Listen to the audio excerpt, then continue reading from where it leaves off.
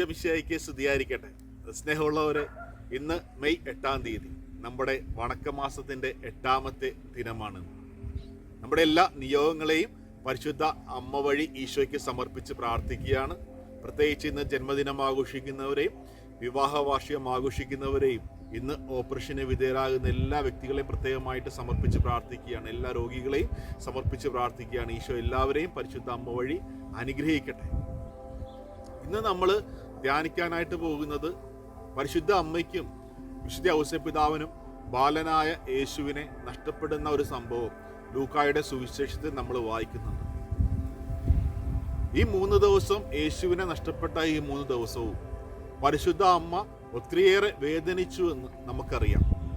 ഇതിനെക്കുറിച്ച് വിശുദ്ധ അൽഫോൻസ് ലിഗോരി പറയുന്നത് ഇപ്രകാരമാണ്: അമ്മ കുരിശിൻ ചുവട്ടിൽ അനുഭവിച്ചതിനേക്കാൾ ഇരട്ടി വേദനയാണ് ഈ 3 ദിവസവും അനുഭവിച്ചത്. ഈ വേദന കാരണം അവളുടെ ഹൃദയം നുറുങ്ങിപ്പോയി എന്ന് വിശുദ്ധ അൽഫോൻസ് ലിഗോരി പറയുന്നു.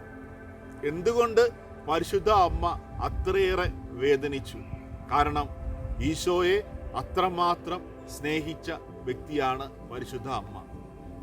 മാമോദിസ സ്വീകരിച്ചുകൊണ്ട് സ്വർഗരാജ്യത്തിന് അവകാശികളായ നമ്മുടെ ജീവിതത്തിലെ ഈശോയെ നഷ്ടപ്പെടുത്തുമ്പോൾ, ഈശോയെ നഷ്ടമാകുമ്പോൾ ഈ വേദന നമ്മൾ അനുഭവിക്കാറുണ്ടോ? വിശുദ്ധ ബലിയിൽ സംബന്ധിക്കുമ്പോൾ, പരിശുദ്ധ കുർബാന സ്വീകരിക്കാതെ നമ്മൾ പോകുമ്പോൾ നമ്മൾ നഷ്ടപ്പെടുത്തുന്നത് ഈശോയെയാണ്, ഈശോയുടെ അനുഗ്രഹത്തെയാണ്. വിശുദ്ധ കുമ്പസാരം എന്ന കൂദാശ സ്വീകരിക്കാതെ പരിശുദ്ധ ബലിയിൽ സംബന്ധിക്കുമ്പോൾ നമ്മൾ നഷ്ടപ്പെടുത്തുന്നത് ഈശോയെയാണ്, ഈശോയുടെ സ്നേഹത്തെയാണ്.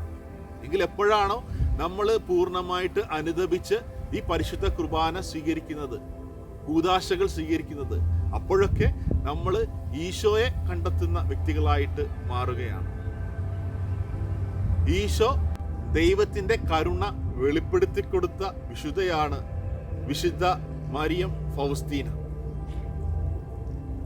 ഈ മരിയം ഫൗസ്തീനയ്ക്ക് കുഞ്ഞുനാൾ മുതൽ തന്നെ സിസ്റ്ററായിട്ട് ജീവിക്കണമെന്നൊരു കന്യാസ്ത്രീയായി ജീവിക്കണമെന്നുള്ള ആഗ്രഹമുണ്ടായിരുന്നു. തൻ്റെ 18-ാമത്തെ വയസ്സിൽ ഈ ആഗ്രഹം മാതാപിതാക്കന്മാരോട് പറയുകയാണ്. പറയുമ്പോഴത്തേക്ക് അവർ സമ്മതിക്കുന്നില്ല. വീണ്ടും ഈ ഫൗസ്തീന പഴയ ജീവിതം തുടങ്ങുകയാണ്. അങ്ങനെ തൻ്റെ സഹോദരിയുമായിട്ട് ഒരു ദിവസം നൃത്തം വെക്കുവാനായിട്ട് പോവുകയാണ്. നൃത്തം തുടങ്ങിയപ്പോൾ ഈശോയുടെ പീഡ അനുഭവിച്ച ഒരു രൂപം അവൾക്ക് പ്രത്യക്ഷപ്പെടുകയാണ്. ശരീരം മുഴുവനും മുറിവുകളോടെ നിൽക്കുന്ന ഈശോ, വസ്ത്രങ്ങളൊക്കെ ഉരിഞ്ഞെടുക്കപ്പെട്ട ഈശോ അവളോട് പറയുന്നത് ഇപ്രകാരമാണ്: നീ എത്ര നാൾ എന്നിൽ നിന്നും അകന്നിരിക്കും? നീ എത്ര നാൾ എന്നെ നിന്നിൽ നിന്നും അകറ്റി നിർത്തും? ഈ ഒരു ചോദ്യം അവളുടെ ജീവിതത്തെ മാറ്റിമറിക്കുകയാണ്. പിന്നീട് അത്ഭുതകരമായിട്ട് അവൾ കോൺവെന്റിൽ ചേരുകയും ഒരു കന്യാസ്ത്രീയായിട്ട് തീരുകയും ചെയ്യുന്നു. പ്രിയമുള്ളവരെ, ഈശോ നമ്മളോട് ചോദിക്കുന്ന ഒരു ചോദ്യവും ഇത് തന്നെയാണ്: എത്ര നാള് നീ എന്നിൽ നിന്നും അകന്നിരിക്കും? എത്ര നാള് എന്നെ നിന്നിൽ നിന്നും നീ അകറ്റി നിർത്തും? വെളിപാടിന്റെ പുസ്തകം 2-ാം അധ്യായം 4-5 തിരുവചനങ്ങളിൽ നമ്മൾ ഇപ്രകാരം വായിക്കുന്നുണ്ട്: നിനക്കെതിരെ എനിക്കൊന്ന് പറയാനുണ്ട്. നിനക്ക് ആദ്യമുണ്ടായിരുന്ന സ്നേഹം നീ കൈവെടിക്കും. അതിനാൽ നീ ഏത് അവസ്ഥയിലാണ് അധപ്പതിച്ചതെന്ന് ചിന്തിക്കുക. എന്നിട്ട് ആദ്യത്തെ പ്രവൃത്തികൾ ചെയ്യുക. സ്നേഹമുള്ളവരെ, ഓർക്കുക, ആദ്യ കുർബാന സ്വീകരണ സമയത്ത് നമ്മൾ എത്രമാത്രം സ്നേഹത്തോടുകൂടി, എത്രമാത്രം സന്തോഷത്തോടു കൂടിയാണ് ഈശോയെ സ്വീകരിച്ചത്.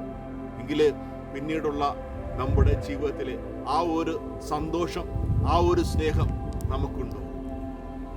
ഒന്ന് ചിന്തിക്കാം. എന്നിട്ട് ഈശോയോട് നമുക്ക് പറയാം: ഈശോയെ, എൻ്റെ ജീവിതത്തിൽ വാക്കുവഴി, ചിന്ത വഴി, പ്രവൃത്തി വഴി ഞാൻ നിന്നെ എൻ്റെ ജീവിതത്തിൽ നിന്ന് മാറ്റി നിർത്തിയ സന്ദർഭങ്ങൾ ഉണ്ടായിട്ടുണ്ട്. ഈശോയെ, മാപ്പ് തരണമേ. അങ്ങയെ സ്നേഹിക്കുവാനും അങ്ങയെ അടുത്ത് അറിയുവാനുമായിട്ടുള്ള കൃപ എനിക്ക് തരണമേ എന്ന് പ്രാർത്ഥിച്ചുകൊണ്ട് നമുക്ക് ഈ 8-ാം ദിവസത്തെ പ്രാർത്ഥന ഏറ്റുചൊല്ലാം. നമുക്കൊരുമിച്ച് ഏറ്റുചൊല്ലാം.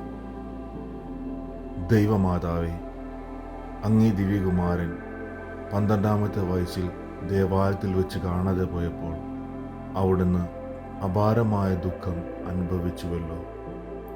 പ്രിയ മാതാവേ, അങ്ങേ മക്കളായ ഞങ്ങൾ പലപ്പോഴും പാപത്തിൽ ഉൾപ്പെട്ട് അങ്ങയെ ഉപേക്ഷിക്കുന്നതിന് അവിടുന്ന് പരിഹാരം അനുഷ്ഠിക്കുകയാണല്ലോ ചെയ്തത്. ഞങ്ങളുടെ ഭൂതകാല പാപങ്ങളെക്കുറിച്ച് അനുതപിക്കുന്നു.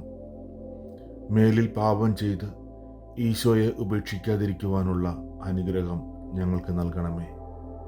മാതാവേ, അങ്ങേക്കും ദിവ്യസുതനും പ്രീതിജനകമായ ജീവിതം ഭാവിയിൽ ഞങ്ങൾ നയിക്കുന്നതാണ്. ആമേൻ. സ്നേഹമുള്ളവരെ, നമ്മുടെ എല്ലാ നിയോഗങ്ങളെയും സമർപ്പിച്ചുകൊണ്ട് പരിശുദ്ധ അമ്മയുടെ പക്കൽ പ്രാർത്ഥിക്കാം. പ്രത്യേകമായിട്ട് തിരുസഭയെ നമ്മൾ സമർപ്പിച്ചുകൊണ്ട് ഈ ദിവസങ്ങളിലൊക്കെ പ്രാർത്ഥിക്കുകയാണ്. തിരുസഭയ്ക്ക് വേണ്ടി നമുക്ക് പ്രാർത്ഥിക്കാം. നമ്മുടെ എല്ലാ നിയോഗങ്ങളെയും പരിശുദ്ധ അമ്മയ്ക്ക് സമർപ്പിച്ചുകൊണ്ട് നമുക്ക് ഒരുമിച്ച് ഏറ്റുചൊല്ലാം. ജന്മഭാവമില്ലാതെ ഉത്ഭവിച്ച പരിശുദ്ധ അമ്മേ, ഞങ്ങൾക്ക് വേണ്ടി മാധ്യസ്ഥം വഹിക്കണമേ. നന്മ നിറഞ്ഞ മറിയമേ സ്വസ്തി, കർത്താവ് അങ്ങയുടെ കൂടെ സ്ത്രീകളിൽ അങ്ങ് അനുഗ്രഹിക്കപ്പെട്ടവളാകുന്നു. അങ്ങയുടെ ഉദരത്തിൻ ഫലമായി ഈശോ അനുഗ്രഹിക്കപ്പെട്ടവനാകുന്നു. പരിശുദ്ധ മറിയമേ, തമ്പുരാന്റെ അമ്മേ, പാപികളായ ഞങ്ങൾക്ക് വേണ്ടി ഇപ്പോഴും ഞങ്ങളുടെ മരണസമയത്തും തമ്പുരാനോട് അപേക്ഷിക്കണമേ. ആമേൻ.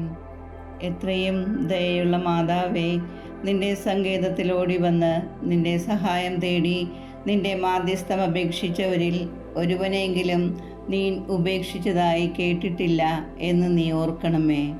കന്യകളുടെ രാജ്ഞിയായ കന്യകേ, ദയയുള്ള മാതാവേ, ഈ വിശ്വാസത്തിൽ ധൈര്യപ്പെട്ട് നിന്റെ തൃപ്പാദത്തങ്ങൾ ഞാൻ അണയുന്നു. വിലപിച്ച് കണ്ണുനീർ ചിന്തി പാപിയായ ഞാൻ നിന്റെ ദയാധിക്യത്തെ കാത്തുകൊണ്ട് നിന്റെ സന്നിധിയിൽ നിൽക്കുന്നു. അവതരിച്ച വചനത്തിൻ മാതാവേ, എൻ്റെ അപേക്ഷ ഉപേക്ഷിക്കാതെ ദയാപൂർവം കേട്ടരുളണമേ. ആമേൻ. ഇന്നത്തെ സുഹൃത ജപമായിട്ട് നമുക്ക് ഏറ്റുചൊല്ലാം. പരിശുദ്ധ അമ്മേ, അങ്ങ് ഈശോയെ സ്നേഹിച്ചതുപോലെ ഞങ്ങൾക്കും ഈശോയെ സ്നേഹിക്കുവാനായിട്ട് ഞങ്ങളെ പഠിപ്പിക്കണമേ. ഈ ഒരു സുഹൃത ജപം ഇന്ന് മുഴുവനും നമുക്ക് ഏറ്റുചൊല്ലാം. പരിശുദ്ധ അമ്മ വഴി ഈശോ നമ്മളെ എല്ലാവരെയും അനുഗ്രഹിക്കട്ടെ. ആമേൻ. Ave Maria.